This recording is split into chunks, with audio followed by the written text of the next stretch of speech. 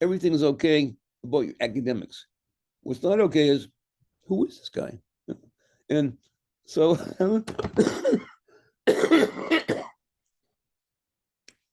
so the personal statement in some way is kind of saying who you are on paper. That's very difficult. So it's important that you work hard on making it the most interesting, provocative statement, okay? And the other thing is many people make a mistake is that the CV is not your personal statement. I've had people try to do a personal statement, but it was a CV. That CV doesn't say who you are as a person. And I really mean that. Somehow you have to come across as the kind of person that will fit in, that will teach. Because in residency, you have to teach medical students or residents. You have to have a social conscience because most programs have an obligation to the poor and less advantaged. And you have to get along with people. And you can't be authoritarian. Your training may be as an authoritarian for an authoritarian teachers, but when you come to a residency, you know nothing. The nurses know everything. And you have to have a way to fit in, basically. Sorry. And that's what I want to stress. At AMIQ, I often review people's personal statements. And recently, it makes sense to put your personal statement through an AI because you get very wonderful recommendations about how strong it is, whether the paragraphs are smoothly go from one to the other. I find AI is really helpful for a starter. And then, you take the recommendations and see if you can modify your personal statement until it's very clear that you're the right guy or woman. Okay? The other thing that's important, again, they don't teach you that in medical school, is your accent. Patients feel that doctors with a difficult accent are not good doctors. This is surveys I've read. I don't agree with that. But patients have to understand your language as well as what, that you can say everything you want, but if the patient doesn't understand, it's not going to be helpful. If the staff doesn't understand, it won't be helpful. And when that most comes is that, let's say there's a code. You're the first person there, you start yelling out commands, and if it's not clear, it's not going to work. So many residencies have I think it's a TOEFL score for your language, and they have different degrees of how well you have to do. I think the Mass General, which is a Harvard hospital, has the highest requirements for language efficacy. So now, when it comes to your CV, you want a complete statement or progress or everything you've done in medicine. You could start with your, in high school, you volunteered to work with people in a nursing home. Anything that shows your involvement in medicine is preferred.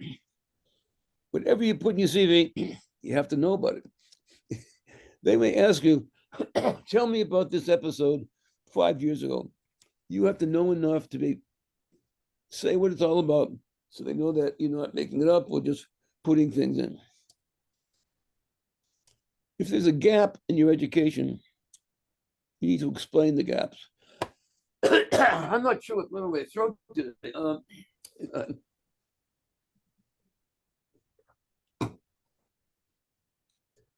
Usually, programs directors will accept a 5-year gap, but during that time, you have a very good explanation. We have a person with us now online, with us from Libya, and during the war, she couldn't go to medical school. Their house got burnt down. There were bullets flying around, but she spent time volunteering, working with the people who got shot. Okay, so that's a very legitimate break, and probably a very positive one in terms of wanting to see you as a very good person. So all breaks are okay if you can explain them. Right? If you have a break and you did nothing else, you did not do medical things, it won't work that well.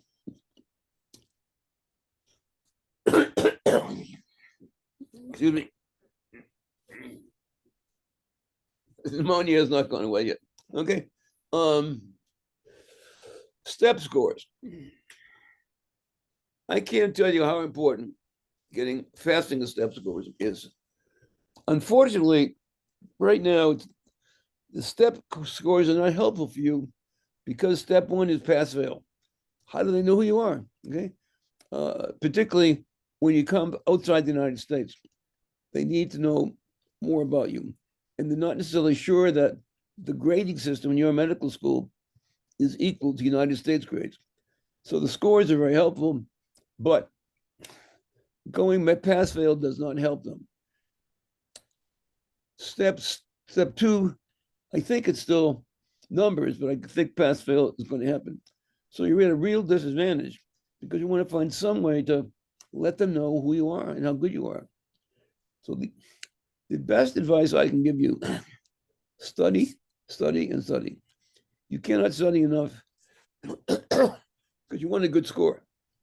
And residency programs often don't even look at your application if your scores are below a certain number. Some people spend a year studying, and that's okay. You got to study, study, study. And I don't know any other advice to give you, but you want to be so prepared and so full of information that I remember when I took my boards, I was stuffed with information, stuffed, and I passed. So I cannot emphasize how important that is. There's a lot of stuff on the web about study groups. On FaceTime, there are all kinds of, you can go into FaceTime, there's a step one, step two, and step three support group, or also study with another person.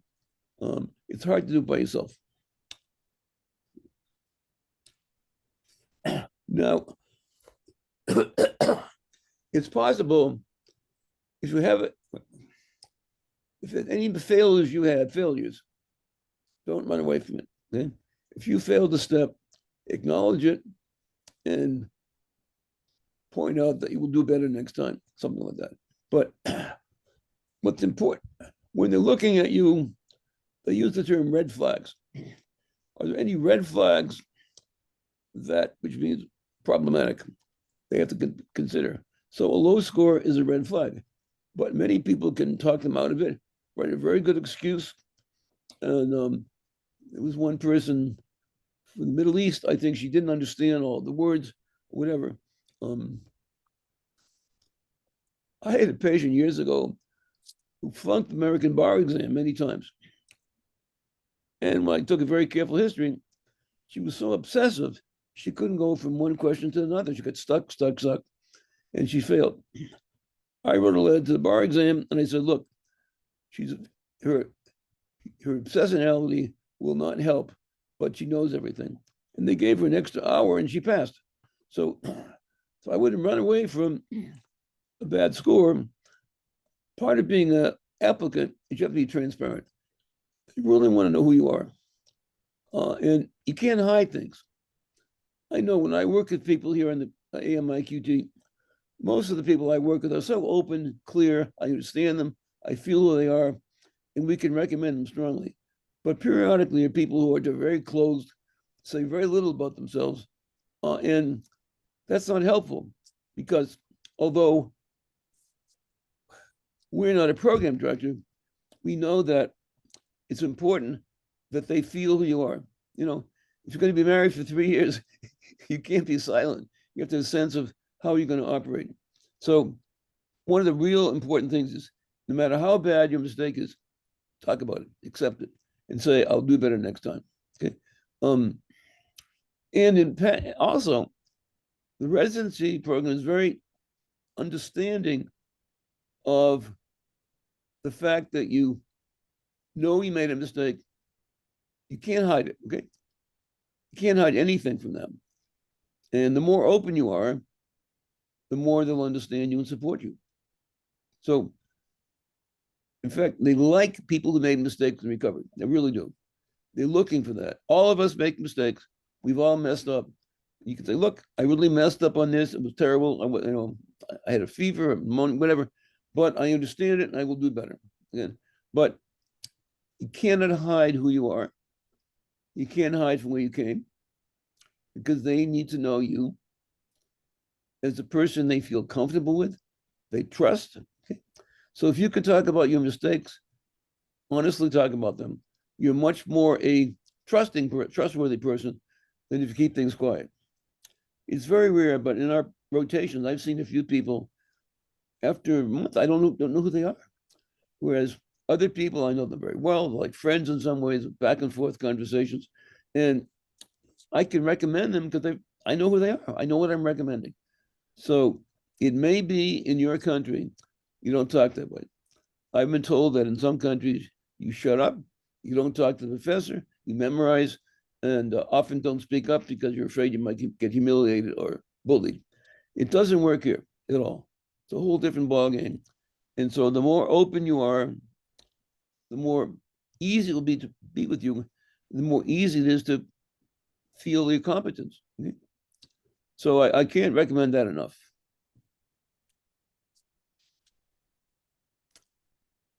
You have to be careful of your passiveness. If you go into an interview, you don't sit there. You don't wait for them to ask. Well, the first question will be, tell me about yourself. What do you mean? Tell me about who are you? Well, you can't recite your CV. It's already written down. Some of it starts with your personal statement, but they want to know who you are. And that means you have to be active, have some sense about what you're going to say. And you can't sit quietly and ask them to ask you questions. I saw an interesting incident when 3 people were being interviewed for residency. It was very noisy outside in the hall. One man got up and closed the door. That was considered positive, basically. He acted on his own authority to make things better. And that's what you're going to have to do as a resident. You can't be quiet. You have to speak up or be active when you see the need to be active, if that helps you at all.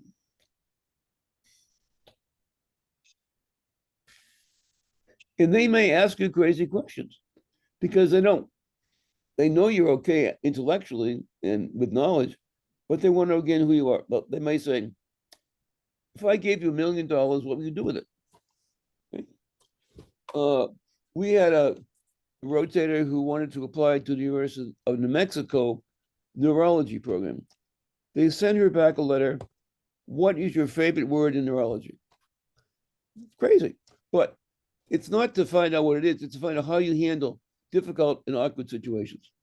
So be prepared for a very different kind of informal experience.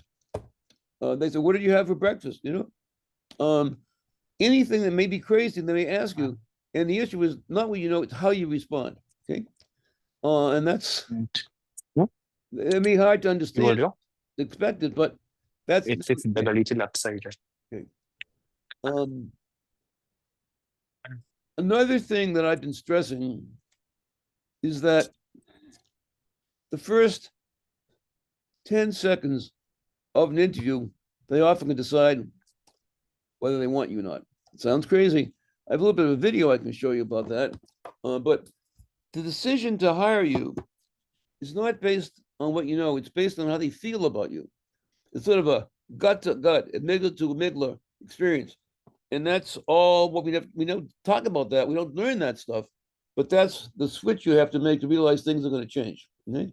Now, I may have that. Hang on. If I have that video, I want to show it to you. Dr. Stein, there's a question Okay. on the chat. It says, sir, could you please repeat about the Middle Eastern girl example, as I had network error for a minute? Okay. Let me get back there. Where am I? We've seen applicants who come from the Middle East. And very often in that culture, the family makes more decisions than you make yourself. And so sometimes it's hard to switch to being in charge all by yourself and making decisions. It's very difficult because culturally, in your culture, the family sort of is in charge. It won't work here. And speaking that switch is very difficult because you have to speak up as yourself. And in certain cultures, you kind of go along with the culture, which is okay where you came from, but it won't work here. In America, people are more individualist. They're more their own person than their cultural person. And that's very difficult. You may also find that people have patience where they come from a culture where, again, family decision making. In America, it's the patient and you. Patient has autonomy, and you will find situations where the patient and you want to do something, and the family says no, and you're in a bind. But we're we have shared decision making is very important in this country. So again, you'll struggle with cultural differences, but you need to know the American way to fit in, and that's really hard. There's a lot of things you have to change. People don't understand a bad accent. So if there are two equal people applying for a residency, and one is more difficult to understand, the program director would want a person who's more understandable. And that's a hard job for you because changing an accent is very, very difficult. We at AMIQ have consultants you can meet to talk with. They usually want a free demonstration of your speech, maybe a video, and they'll analyze it and then tell you what they think that you can do to help that. There are also a lot of videos on various ways of changing your accent. For example, Indians often put their emphasis on the different part of the word than Americans. So it sounds weird in America, although it's fine for you. Little things like that make a big difference. In fact, lots of little things make a big difference. This is a very difficult country. It's a crazy country right now. I would advise people to not come here, but first take their rotation online virtually. We have a crazy president who's done a lot of bad things for medical care. And as you know, one day Chinese people can't come. The next day, if China agrees to send us rare earth, then Chinese people can come. It's crazy. It's a good place to practice medicine, but it's a complicated situation. What's going on now? And you know that people yesterday, a senator was arrested. We've had two people in Congress being arrested by this thing called ICE. And this is not the America I grew up with, but it is America where you can get a very good education. And you have to stay clean. You can't, right now, the rule is that if you want to get a visa, they want to look at all of your social comments on your social networks. You may have things where you say the president's an idiot or whatever he is, but if it's documented, they may not want to take you. So I would recommend that clean up your social media. If you can dump it, do that. And if you refuse to have them look at it, they won't take you. So these are strange times. Hopefully in the next 3 years, it'll get better. I think our society has enough strength to make it better, but it's not good for immigrants at all. So my suggestion is do your rotations at home and wait for things to get better. I apologize for having to say that. I never would imagine I would say that to you, but we're looking like a dictatorship. It won't last, but people get hurt all the time. I don't want you to get hurt. I don't want you to get stuck with immigration bullshit. So stay away as long as you can. And once you get a residency, you'll be in a protected environment, hopefully, where you can get a very good education. But the social system is crazy right now. It makes no sense. We were brought up to value diversity and individuality, to respect cultures. And this president is saying you can't do that. He wants everyone to be all American and nothing else. It makes no sense, but we'll have to live through this. So I'm saying that as precaution. Be careful, okay? Don't on paper down badmouth anybody. And don't go to any demonstrations. That doesn't help either. I never would have said that, but that's sort of the situation right now. I hope that helps in some ways. The there are other issues to consider, which I'm sure you will never thought about. One is body language. Because the decision to accept you is really on a gut-to-gut, amygdala situation, not head-to-head, your body language sends strong messages. If you're all like that, where it's being open, it sends a message. So be aware. And if you send a request to our program, I'll send you some very interesting videos discussing that whole issue. Okay? And these are things nobody thinks about. I never thought about the medical school. I just did my thing. I studied. No one said anything about these issues, but they're really important because the competition is very high. One of our people 2 years ago in our virtual program got accepted to a neurology program at Emory University. 7 people. There were 7 slots. There were 400 or 500, maybe 700 applications. He got one of them. Okay, very personable, front, fun to be with. So you may have to change your ideas of yourself, and it's much more permissible to be that way in America. It may be hard in a society where things are tight and tough. And there's only one way. There's many ways here. Does that answer your question?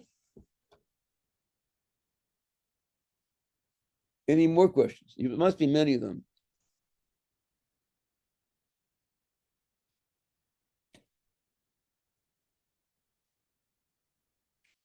I lost you. Now, I'm sure you know that immigrant medical students and graduates are treated differently in America. American graduates can apply immediately for a residency. It's easy. Foreign graduates cannot. And the AMA wants them to understand how medicine is practiced in America. And the way you do that, you take 3 observerships where you observe a medical practice. And each observer precept will write a letter of recommendation. And you need at least 3 letters of recommendation before you can apply for an American residency. And curiously, no matter what your interest in medicine is, the requirement is not that you know medicine. The requirement is that you understand how we work. What are our idioms? What kind of words do we use? How do we deal with insurance companies? What do we hate? Why does electronic medical records make you spend 2 hours at home to finish the record? All kinds of problems in this country. There's medical problems. And I should know that we put twice as much money into healthcare and have the worst outcomes of all the developed countries. It's a giant problem. We have a lot of for-profit hospitals. And in a for-profit hospital, it means that the obligation is first to the stockholders and secondly to the patients.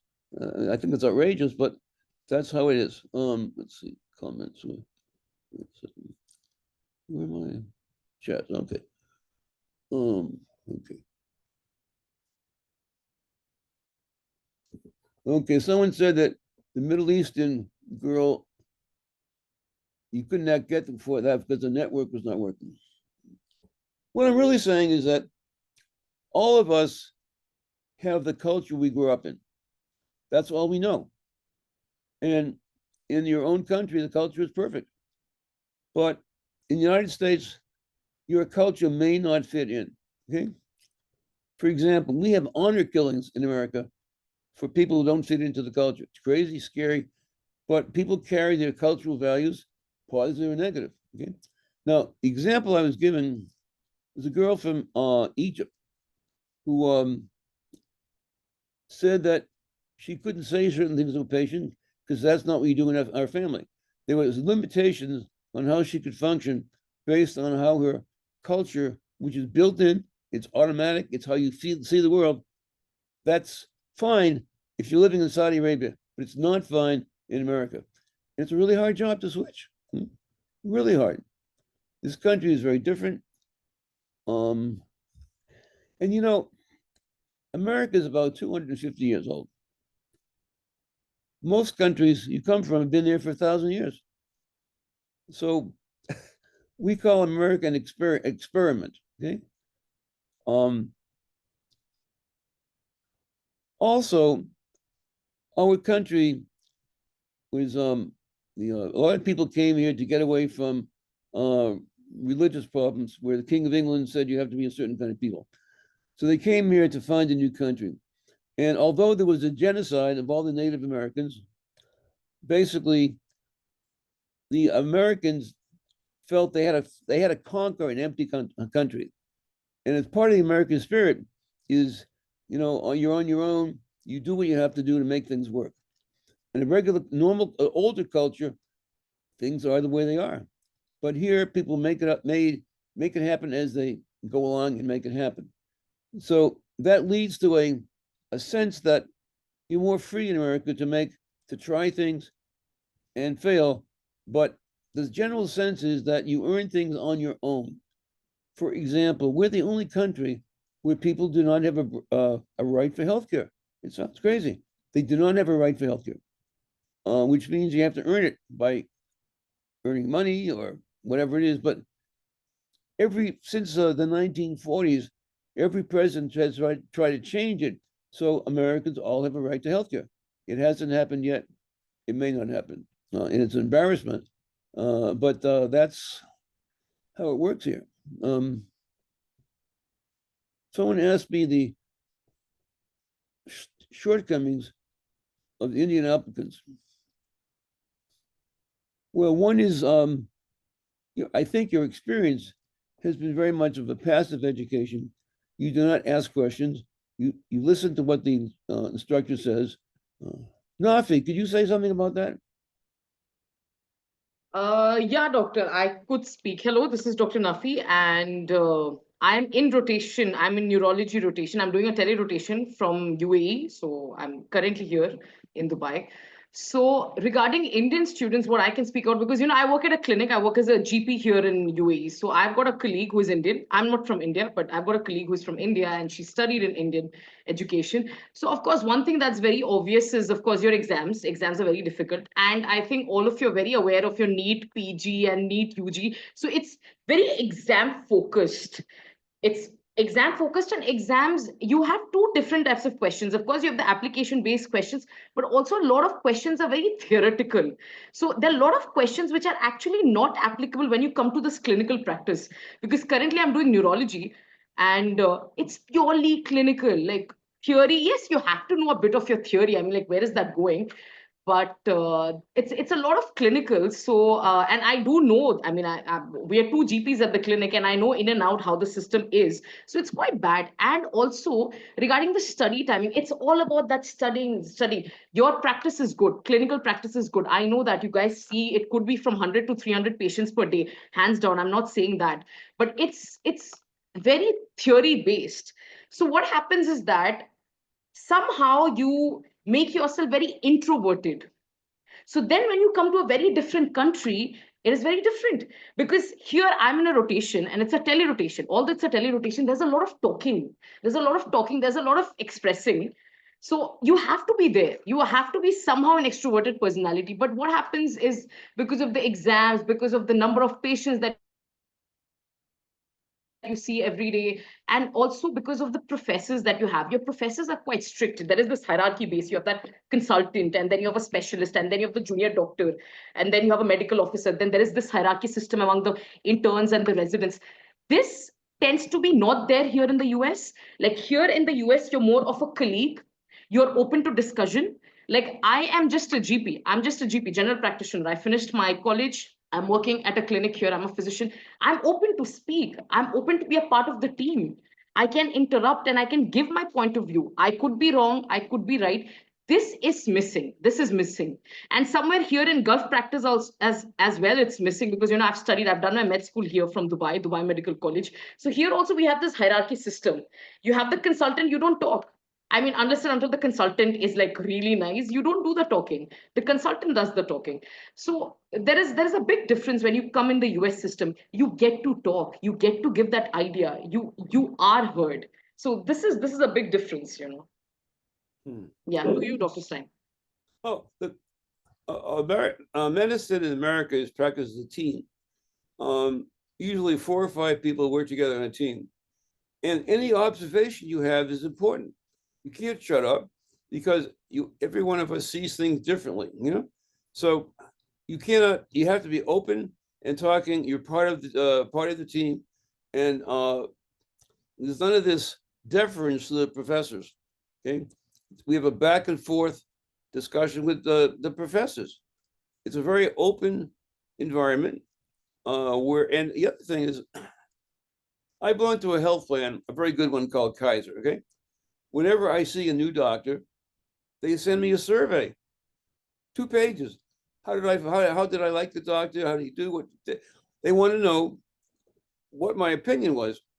And I know there was one doctor who got bad recommendations. He was fired. So that means that you will also, in this country, be monitored by your patients. That's important because in this country, patient satisfaction is very, very important. And if you can't make the patients happy, you can't work in the environment. And that's another kind of thing. I mean, were you taught that it's important to make the patient happy, to have the patient trust you? There are many situations where you have to take the patient's side against the decision. So the question: Are you my advocate? Will you stand up for me?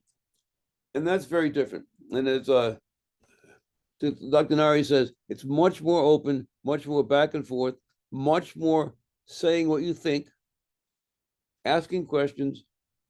There's no stupid question in medicine. And I believe what I'm trying to point out is that culturally, what is normal for you is not normal in America. You have to be seen and heard and not sit back and say nothing. Okay? Now, one of the things we evaluate, the rotations here are the next step to a residency, basically. And I often find some people that aren't ready. They just sit there. I don't know who they are. They ask no questions. How do I know this person will be a good resident?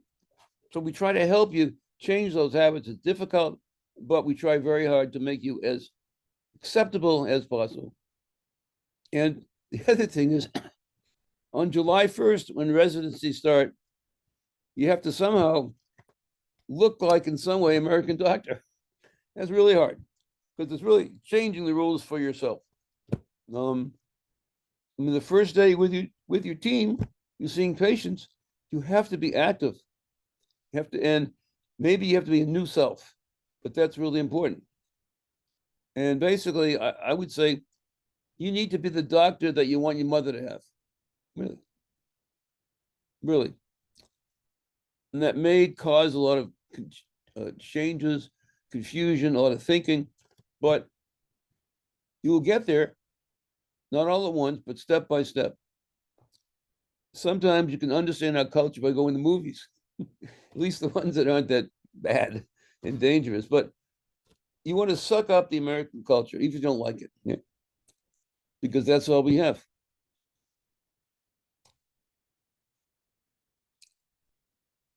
Our doctors do not see as many patients as in Dubai or India. Usually it's about 15 minutes a visit, which often is not enough. When I was practicing, I would see a patient for an hour and a half. I knew everything about the patient. It was easy, but you will have, there's more than 15 minutes that you can do. I mean, there's a lot of things. The Dr. Bernard, who's our practice mentor, always wants to know who the patient is. He'll say, who are you? He'll say, tell me about yourself. He wants to know about their family, their job, all other kinds of things before he focuses on the chief complaint. Now, if you don't do that, patient wants in, you say, what's wrong? You know, what's wrong with whom? A very famous doctor, Dr. Osler, said, a good doctor treats the patient, treats the disease. A good doctor treats the patient who has the disease. And that's really important in our rotation. We really model that. It's really important. I've seen Dr. Manette go an hour with one patient trying to figure out what's going on. But that's in general the style we want.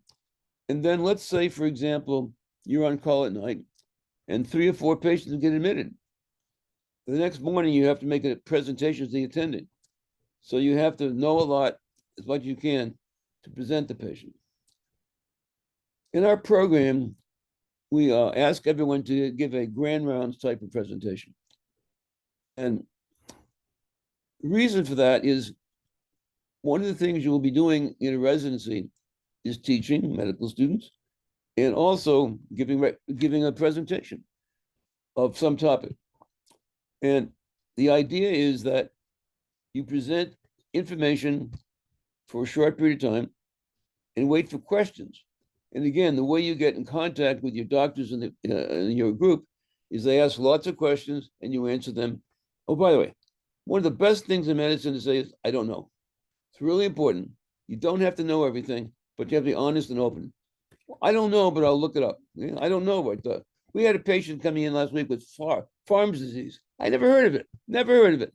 So I looked it up. It's a weird, strange disease with calcifications in the brain. I never knew about it. So what can I say? I can say, I don't understand this. I'll look it up. I have no idea. Maybe you can tell me about it. The other thing that we do here is every single disease you can think of has a support group or a foundation. You name it, there's a foundation of people who are concerned. And they have a website where they give you can discuss what's going on, you can get support, you can find the latest research about it. In fact, often the website knows more than I know because they're made up of lots of people concerned about the disease. So we find that with every patient, we recommend they join the foundation and you'll get lots of help from them. We also have a lot of support groups, basically either in person, it kind of stopped during the epidemic, or virtual, but if you have 5 or 10 people, all who have the same problem, all of them have a different answer. They thought each one has tried different things in their life, they share it. It's really important to share those things. And so we push very hard for patients to be involved in support groups. It's really, and you can do it in person or virtually. It's really important.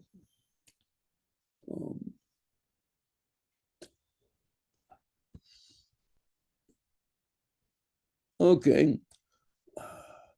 Someone says, I'm introverted, okay?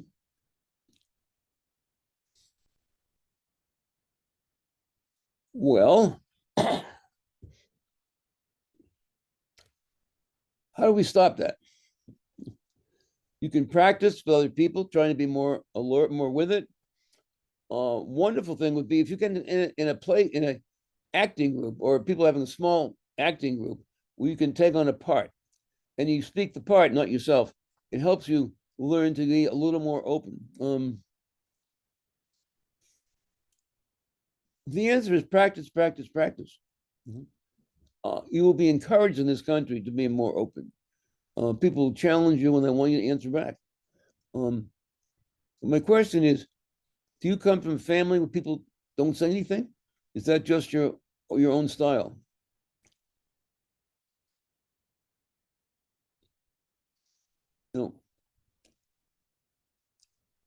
You will see how others talk in this country, and you'll see they have permission to talk.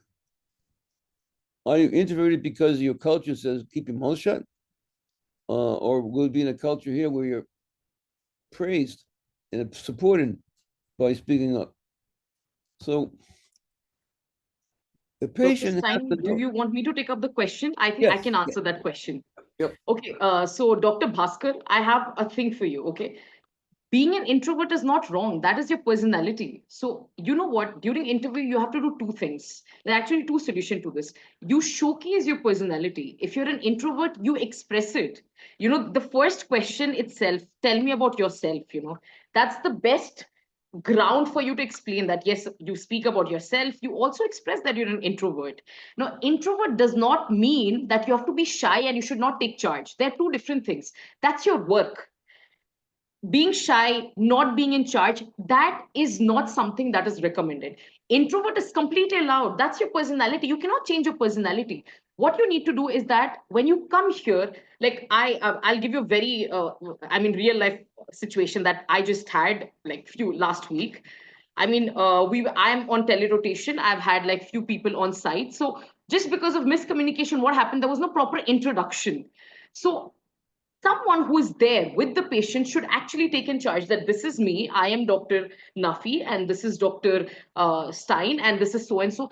You need to be taking in charge because at the end of the day, you're responsible for the patient. You don't need to change yourself. You don't need to change from introvert to extrovert. No, that is your own personality. You take your time off. You like to listen to your music. You like that time.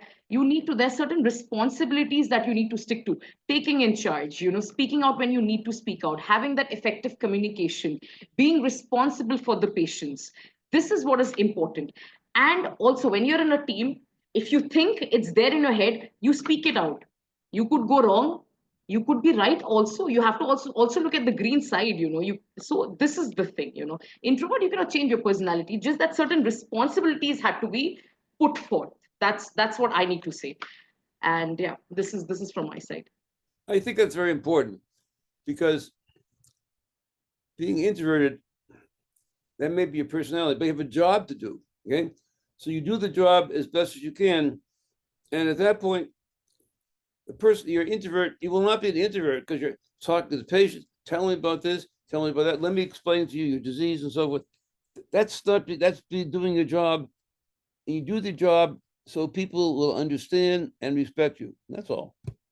You could go home and do nothing, but this is a job related issue, not a total person issue.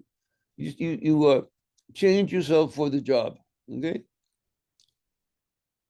My wife is a master's degree in early childhood education. Sometimes she talks to me like I'm in her classroom, you know, but she does it all the time. But basically, if you don't think it's not introversion, it's how do I deal with this patient? What do I do when the patient says something to me? You can't say I'm introvert, you respond. Yeah. You could respond quietly. You can have few, Dr. Nafi and I have lots of gestures when we talk. You don't have to do that. But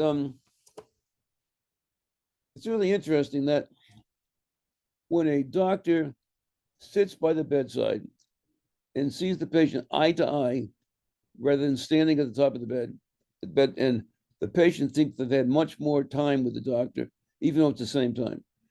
So person-to-person contact with the patient is very important.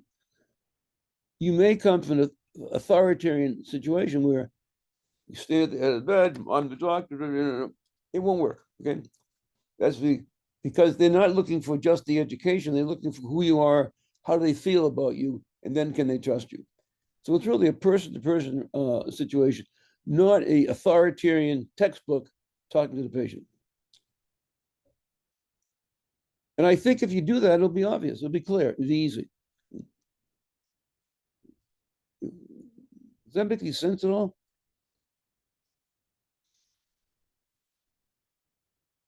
I don't see you online. Maybe your video's off, but it'd be nice if I could see who I'm talking to. Oh, whatever.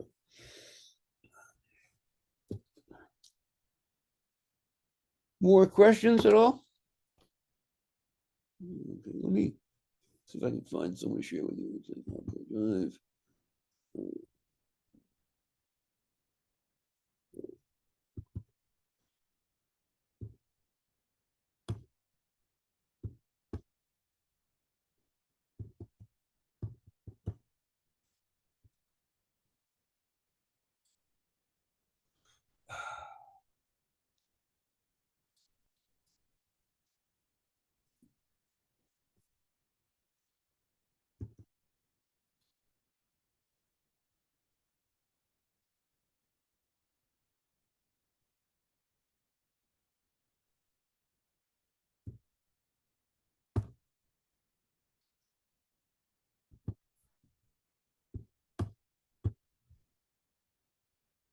Okay.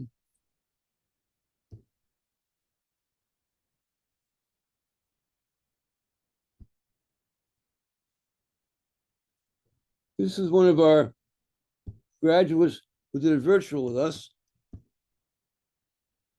Dr. Stein, there's a question. Yeah. There's a question. Oh, okay. Thank you.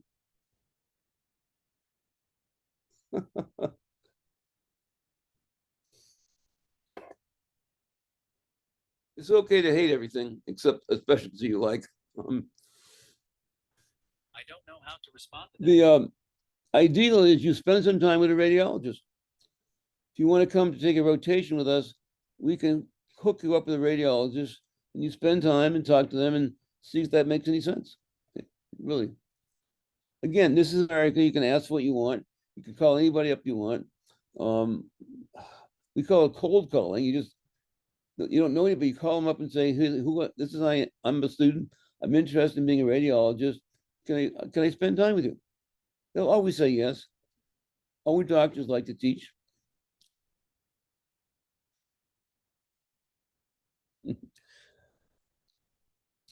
The other thing is that if you hate all the specialties, you may want to be a family doctor, a general doctor, because there you can do everything, everything. Let's see if I can find it. Whereas specialties are very limiting.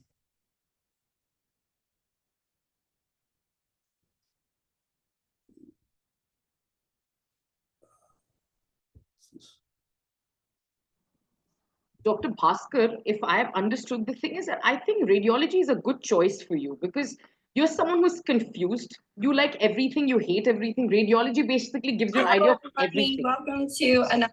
Okay, go ahead. So radiology is a good option. Family practice is a good option. Even internal medicine is a good option. So, you can keep these three options in your mind and then see what fits you. There are a lot of introverts who make good surgeons as well, by the way. I mean, I've worked with surgeons here in Dubai. Most of them were introverts. So now it depends because, again, surgery is a difficult specialty. Even radiology is a competitive specialty. But again, radio, internal medicine, and family practice, they're like the dumping grounds for the defaulters. So go through them, check how it is. I think these three are like good choices if you consider yourself someone who likes and hates everything. Okay, this is a man who went through our program with us. Another edition of Success Can you see that Interviews. okay? We have a great guest with us today. My name is Amanda. I'm the Director of Communications for Metro Resident, for those of you that don't know me, and I'm going to let him introduce himself. Hi, everyone. Hi, Amanda. Thank you for the introduction. I'm Dr. Avi Singh. I matched in neurology at Emory University, Atlanta this year. And I've always been passionate about neurology, but more so also about teaching and mentoring people to make the American dream happen. So as an IMG, I understand that it's challenging. It's not the easiest path, but I'm also here to tell you that it's absolutely possible if you just keep a few things in mind, follow the right tips, tricks, and just you need to want it badly enough. That's it. So I hope this session can do that. So with that in mind, how did you decide? Because last year, this time would probably when you were prepping your application, you were starting to get all of your ducks in a row, working on your certification, that kind of thing. How did you manage that? How did you approach it? How did you manage your stress level? So I think one misconception out there is some people are much more genius or much more better suited to handle the stress, or they don't stress enough. I think everyone in the journey, as amazing as their CV gets, it's the same stress for everyone. Mm-hmm. And you cannot be complacent about the process. But at the same time, I think what helps you manage the stress is to know that it's a long journey. You can't just peak at one time. You can't be the best version of yourself for 5 days and then just slow down. You have to be at a phase, at a place, at a pace that stays the same. You have to be consistent for the whole 2-year journey, 3-year journey, because it's not just like a single exam. It's the steps, it's the CV, it's the personal statement, and then the interviews. It's a long game. I think a couple things that really help are knowing what you want. In my case, I was pretty sure that neurology it is. So in my case, I did not apply for internal medicine categorical as a backup because I was pretty sure that's what I want. And I think that really helped me in every interview. I didn't have to duplicate my CV. I didn't have to duplicate my personal statement. I didn't have to like come across as a person who's in two boats at the same time. So everyone was pretty sure when they saw my CV, oh, we know that you love neurology. That comes across so straightforward. Tell me more about yourself. So my interviews became more about a conversation than the stressful interview themselves. Did you set like clear goals? Like, did you say like, okay, I want to try and have prepped and take my step 1 by this time. I want to have my certification. So yeah, so that helped you manage all of that, I guess. Yes. So basically in India, like in a lot of other countries, we have a 5.5-year course for our MBBS, the med school. And a lot of people do decide to give their steps midway. But I always knew that for me, education at its heart is the same. So I really want to do justice to what I'm studying in my med school. Let me do my final year. Let me make my concepts crystal clear. And then let me pursue this journey of the USMLE steps. I don't want to run behind thinking that I'm going to say 1 year or anything. I want to be much more confident when I appear for the steps. So I think I did my step 1 in my final year in my internship, which really helped me. Like everything I learned in my med school, it came to help. It came to use. The same thing when I didn't rush with my step. I took a decent amount of time. I set my goal for about 6-7 months for my step 1. And the only thing that I had in my mind that I wanted to give it before it became pass or fail, because it did help having a score. If not like in a very objective way, subconsciously, I'm sure it does help. Like a lot of program directors think like, oh, the step 2 score wasn't just a fluke. This guy is a consistent guy. So I think it does get more difficult with only step 2 now that you have just a single chance to go about it. But again, I think building onto your base in step 1 is extremely important because they're steps for a reason. You can't really score amazing unless you have a great step 1 base in step 2. How did you decide what programs you were going to apply to? Did you apply to a lot of them? Were you more picky with it? I know some people are like, I'm only applying to places I definitely want to go. How did you decide? Okay, so I had a few things in my head. Personally, for me, the priority wasn't just to match. It was to match in a program that I want to go to. And for me, I knew myself, I am in love with teaching. I genuinely like research. But more so, I want to help a lot of people and like maybe start a company later in the day. So for me, a university-based program had to happen. So my CV, my interviews, all of them screamed like, oh, this guy needs to be in a university-based program. So I think that comes across very strongly only if you know what you want. Having said that, as an IMG, you also have to know that it's a numbers game. You can't necessarily only go to the one place you like. So you have to be smart. Yes, I prioritized those university-based programs at the top, but I did rank all the other programs that I got. In my case, again, I was only a neurology aspirant. So I applied to almost 120 programs. And I think there are like 160 neurology-based programs because I cannot be arrogant about the fact that, oh, my CV is amazing. My scores are great. I'm going to match this place, this place, this place. I have to be positive. I have to hope for the best, but prepare for the worst, right? So I think as an IMG, you apply to as many places you would be happy going. But again, when you rank them, that comes into play where you really, really want to go. So how was the interview season? Were you prepping for that for a while? How did that go for you?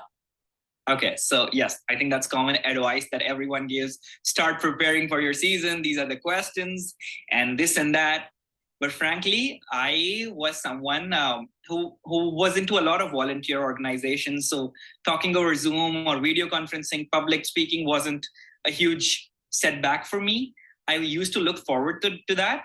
But at the same time, I realized because I got 20 interviews, I practically asked myself, how much can I prepare and what all can I prepare? Yes, there are those basic questions like, oh, why neurology? Why USA? tell me 3 good qualities about yourself. I think not preparing those makes you come across as underprepared or not bothered enough to come to the interview. Yeah. But at the same time, you need to be okay getting across questions that you weren't prepared for, questions that come across as conversations. So beyond the point, I did not want to sound mechanical. It was a very natural conversation. And to my personal experience, I think that's what the program directors like. It comes across that this guy is a human being. He wants to be here and we want to take him because we like him as a person. We will teach him neurology. So my questions did not involve a lot of academics, but they involved my hobbies. Like I used to have a lot of digital art. I've created a lot of international quizzes. I do more medical poetry. So all of my questions did revolve around those things that made me stand out, made me interesting. And again, like you can't really prepare for those questions because there are 20 interviews, there are 100 people who are asking you different questions. Everyone's different. So you stay calm, confident, and I think things will just flow. Okay, that's good. I like that. So you had your interviews, and I'm sure, like you said, something slow. You maybe had an idea of going into your rank order list. What did interviews mostly impact your decision, or was it? Okay. So there were a lot of factors when you make the rank order list. Especially neurology being an advanced program, you have to also understand how the supplemental rank order list works and everything. But there were a few things that were on my absolute priority parameters, like I have to go to the best possible program, which is a university-based program. I love education and research, so probably places which offer me extracurricular tracks. Also, an important aspect for me was the city that I was going to live in. I'm a very outgoing person, and I've heard people who want to like match into places, Ivy League and everything, but they're not necessarily happy with the city. And I think you don't need to be blinded by that fact necessarily. If you know you are an outgoing person and the city will impact your decision, so take that into consideration, because as an IMG, you want to be at a place which wants IMGs as well. A few other factors that really played a huge role in my case were the visa criteria. 3 of my universities out of those 20 interviews offered me an H-1B. My top 2 were Emory and University of Pennsylvania. And I think that became a huge reason I ranked them at the top 2. So, and luckily things worked out and I got an H-1B, but I think that was a very practical aspect of me ranking them at the top. So, I mean, it seems like it was a whirlwind, but you kind of prepared for yourself, like, with many things you said you've done, like you've done volunteer work, you also had these other hobbies, and you were just very genuinely yourself, as well as being passionate about neurology. So looking back, I guess, like what advice would you maybe give to IMGs who are looking to get into neurology, who are maybe preparing for this match right now? What would you say? Okay, so first of all, I'll divide this into 2 parts, a general advice and people specifically looking for neurology. So I think logistically, internal medicine makes a lot more sense because there are many, many more seats. So you have to take that into consideration. If you're a person who's okay with internal medicine and who wants to be in the US, I think that's a really wise choice to go about. Not everyone has to be super passionate about something very specific like dermatology or surgery or neurology. Don't run behind what other people are doing or only because things are more difficult. Having said that, some people might be really passionate about certain specialties, right? And yes, it is more difficult, but someone does get that. So if, for example, in my case, you were a neurology aspirant, then you should believe in yourself that neurology it is. And then your CV should scream neurology. And then your work should scream neurology. If I got one opportunity to do a case report or a research, then I would rather choose a neurology topic because that helps my case in that way. But at the same time, not everyone's like that super confident about what they want, right? So a lot of neurology people do apply for internal medicine as a backup, which does make sense. And neither of them is a wrong strategy to go about it. But if you're like going across the neurology interviews, then you want to come across as a person who is all into neurology, who is not having a backup, because there are other people who are willing to kill themselves to get that one seat, right?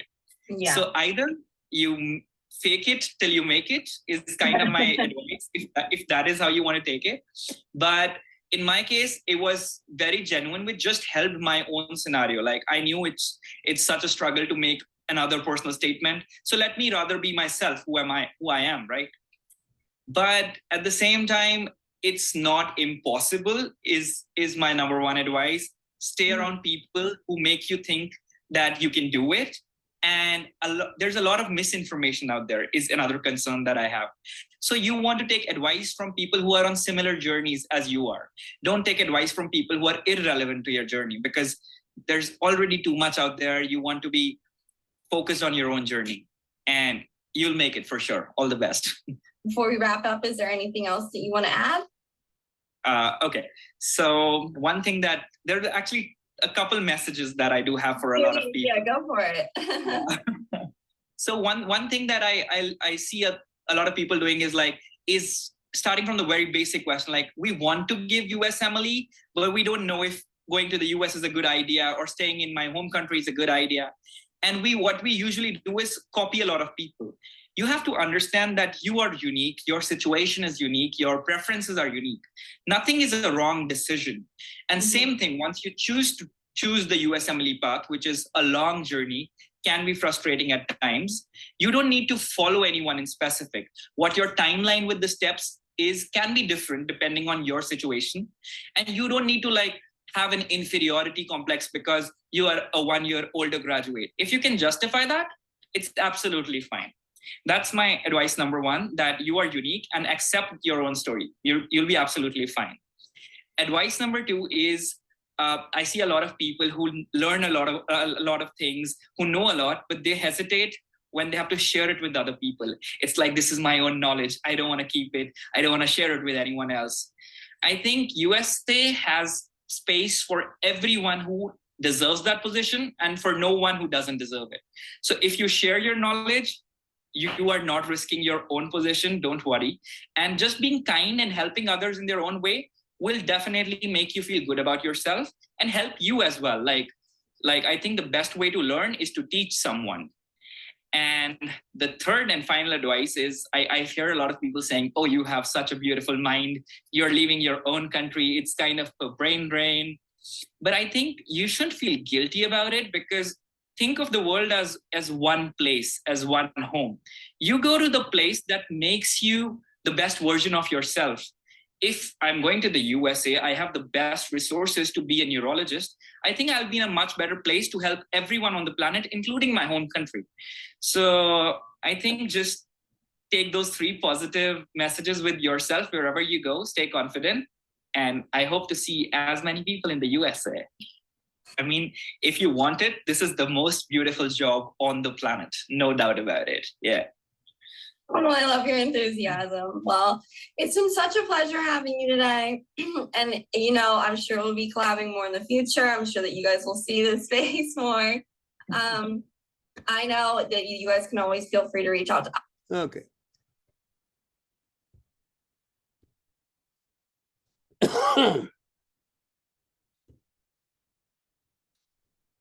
This man came to AMIQT. I was his mentor. So we're very good people in our program, and we share. I came from a very unusual medical school. Yale Medical School had no requirements to go to classes. There were no scores, no competition with people. We could always share with no problems. So my general way of understanding medicine is I share everything. Okay. And the sharing is how we both learn. And as he says, that getting ready to teach, you learn a lot because you have to figure out what you're going to put in your talk. So I hope that was helpful. I hope he dealt with all the things you're concerned about. Now, Avi has very much an open personality, but I think most important is, what do you do during the interview? That's so critical to make the next step. Be yourself. Be who you will be when they hire you. And as he also said, fake it until you make it. Why not? Let's see here. I have some.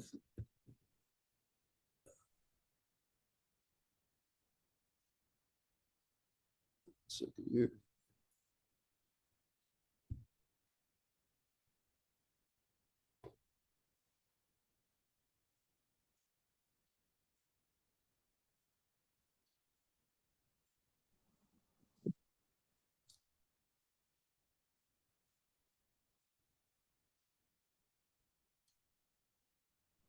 Dr. Stein, do you want me to brief them about exactly what I do in AM IQT? They'll have an Yes. idea. So Yep. see, currently I'm doing a rotation. I'm doing a neurology tele-rotation because I've got my clinic here. I cannot just leave my clinic and just move to a different country. It's a lot of expenses. It's not. So anyways, so whatever suits you. So my typical day starts with Dr. Stein. Dr. Stein is actually my mentor. So it's me and Dr. Stein. And they open the clinic. The clinic has a web camera. So it connects me with the clinic and I see patients. I don't only just see patients, I take histories. So I'm literally speaking to the patient. And also, if possible, I do clinical examinations. Yeah, of course, it's not possible because I'm through in camera. There are some on-site students as well. So, if you have a good bond with them, and of course, there's something known as team collaboration, it helps out because they're also there for the rotation. I'm also here for the rotation. So I asked them, doctor, is it possible for you to do this examination, this diadokinesia, all these cerebellar examination, motor, upper motor, neuron motor. So I've done this. So this is how a typical day is. So there is a lot of doing. Even if I'm on telerotation, I have my disadvantages. It's a limited screen. I don't get the EMR access, but I've made the most out of it. Patient histories, examination, discussions. When the discussion happens, I'm a part of the team. So I am giving my input there. I'm presenting the history. I'm also taking that this could be the possibility. I'm doing it. I'm actually talking. And also active listening is also very important. So, there are a lot of presentations where I've gone through. I've seen the US medical system, insurance system, very important. Here also in UAE, we have insurance. Your insurance system is something that you really need to understand. And of course, interview skills. So you have these presentations that go on. You have your didactics, but at the same time, there's a lot of doing that happens. History taking, clinical examinations, discussion. So it is really beneficial. Like even in telerotation, I've got it done. There are cons, of course. Your EMR access is not there. Rotation could be expensive for someone, possible. But again, you also have to look at the positives. And I'm giving you the positives. There's a lot of clinical examination, a lot of clinical doing, which is really good. So, I would rate this for anyone. I'm not advertising them. I'm giving you the feedback. I've given you the pros and I've given you the cons.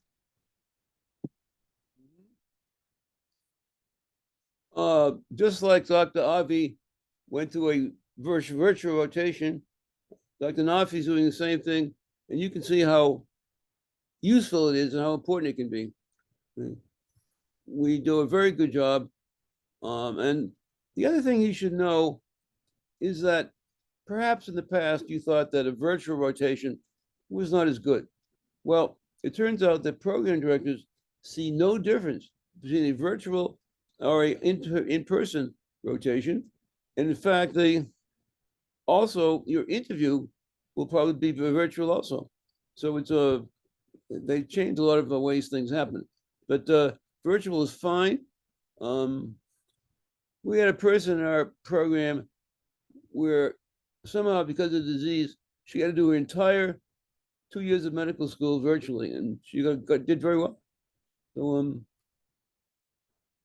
So virtual is very good. Don't worry about it. It's fine. Okay. Trying to find something else for you.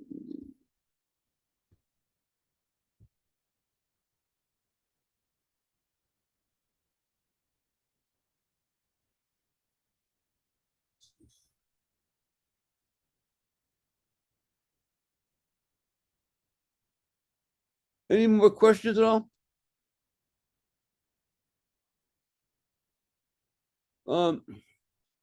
You can contact us through Melissa Miller, and if there are things you'd like us to send you, we'll be happy to do that. We have a lot of information, video, and articles which we want to share. So anything we can do to help you make. I want to say something. about the gentleman who is not sure what to do as a specialty. You know,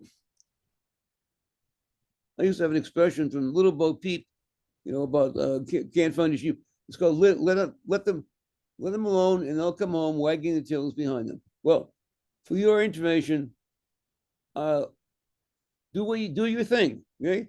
You don't have to know. You just keep living your life, and eventually things will make sense. I can't tell you how to choose a program. I can't, any more than I can tell you how to choose a spouse, a wife, or I can't tell you that. It's okay to be confused. It's okay to let your brain take time. Eventually, it'll come to you. I don't know any other way to say that. Because yeah, go ahead. Go ahead and finish, Dr. Stein. Oh, that's okay. Okay, so I just wanted to thank everyone for joining us today. If you guys have any particular questions that you want to ask Dr. Stein or myself, you can always email me at info@amiqt.com. If you guys want to look at our programs, we do have several specialties available in the DMV area, which is DC, Virginia, and Maryland. We also do have other rotation outside of the DMV area. We work with board certified physicians in Texas, Illinois, Chicago, in California, in West Virginia, and we do have virtual, which I know would be very helpful with what's going on here in the US with visas and bans. So please do not hesitate to reach out to me if you are interested in any of those virtual rotations or in-person rotations. You can also visit our website at www.amiqt.com. It will give you a brief summary of the rotations we offer. If you want more information on the rotations regarding the preceptors and who they are affiliated with, you can reach out to me directly at the email address I provided. You will also see that information on our website. We do have a YouTube channel where we have all of our enrollees do a round presentation on different type of diagnosis and symptoms. So you're more than welcome to look at our YouTube channel. It's AMIQT Rotations. It will give you kind of a brief information on how we interact with our students. And I want to remind you that we don't tell you what topic. It's up to you. We don't tell you. You find an interesting topic and do it. Okay, very much in your hands. It works very well. Yes. Mhm. It says, can we have Dr. Stein's email address? Dr. Stein, if you can put your email address at the chat area, that way they can reach you directly. And I'll also put mine in case you guys need it.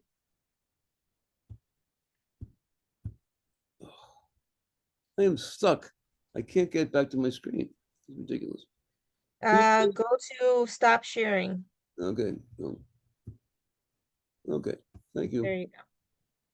I'll just let you know all, Miss Melissa is fabulous. She'll reply to your emails, she'll reply to your messages.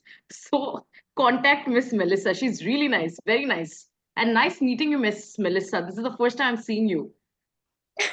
Thank you, Nafi. It's good to see you too. Thank you. Of course. So if you guys have any further questions, please let us know. If not, we will go ahead and close for today. Any ask last Miss Melissa. She's the best. She's the best one. She'll respond to you and she'll solve your issue also. I have one more comment. Don't be afraid of America, really. We're a great place, some craziness going on, but don't be afraid.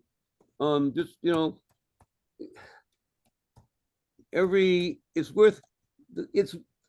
the education is worth the risk. Okay? Hey, hi. Yes. I'm actually Manjot Singh. I'm from India. I'm really sorry that I wasn't able to join you at the last time. I just joined for half an hour and I was just due to receptivity error. I wasn't able to connect for half an hour.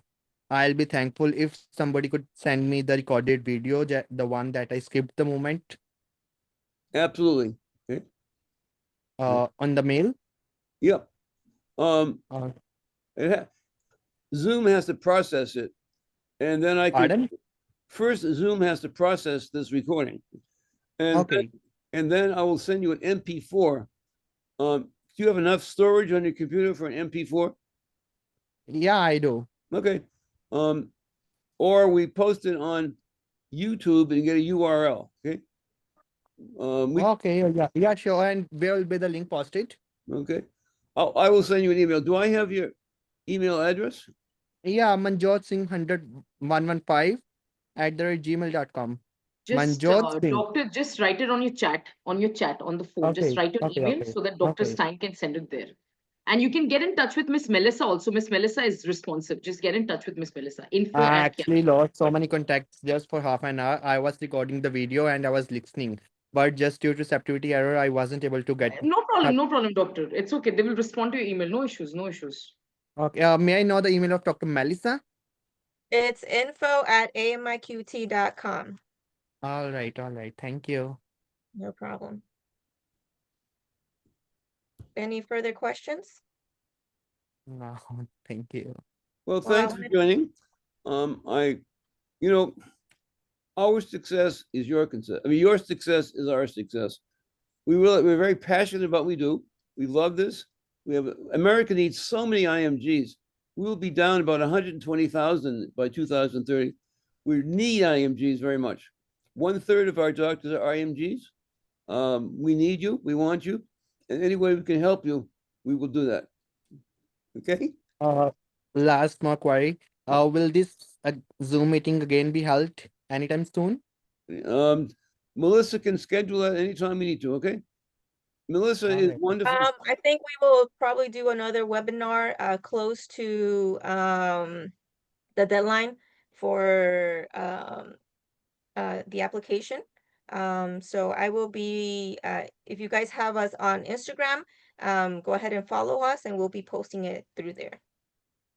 Okay. Mhm. But if we can help you more, let us know.